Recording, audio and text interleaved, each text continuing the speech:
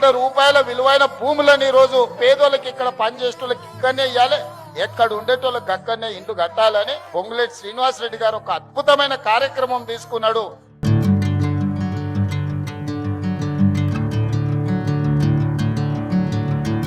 బోనాల రోజు అనౌన్స్ చేశాం, మళ్ళీ బోనాల నాటికి ఇదే టవర్ల నుంచి మీరు బోనాలు పండుగ చేసే విధంగా ఈ ప్రభుత్వం ఈ ఇళ్లు కట్టి మీకు ఇవ్వటం జరుగుద్ది.